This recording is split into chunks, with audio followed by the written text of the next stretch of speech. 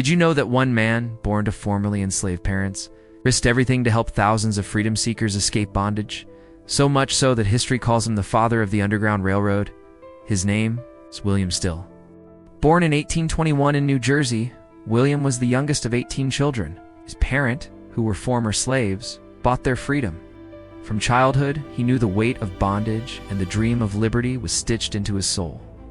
In 1847, William married Letitia George. Together, they would raise 4 children, instilling in them the values of freedom and equality that William held so dear. Same year, William joined the Pennsylvania Anti-Slavery Society as a clerk, and a vigilance committee was set up to aid escaped slaves who had reached the city. William became its chairman. Due to this role, he moved to a relatively new row house, which was an Underground Railroad way station. From his home in Philadelphia, he coordinated a vast network of safe houses and escape routes, helping hundreds of enslaved people find their way to freedom.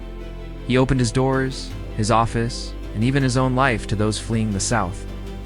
Night after night, freedom seekers arrived at his doorstep. Some had nothing but scars on their backs and hope in their eyes. Still gave them shelter, food, money, and directions north to safety. But here's what makes William Still remarkable. He kept records, detailed notes of each man, woman, and child who passed through his care, names, family connections, and stories of escape. This was dangerous. Caught, he could have been imprisoned, fined, or worse. But William believed these stories had to be preserved for history, and for families torn apart by slavery. Over the years, William Still helped nearly 800 enslaved people escape to freedom. He worked alongside Harriet Tubman, providing support for her daring rescue missions. And after the Civil War, he published his records as a book, The Underground Railroad, making sure the voices of the enslaved would never be silenced. During the American Civil War, Still's efforts intensified.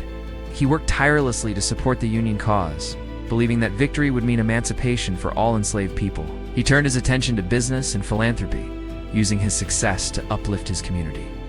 He opened a coal yard, invested in real estate, and became one of Philadelphia's wealthiest black residents.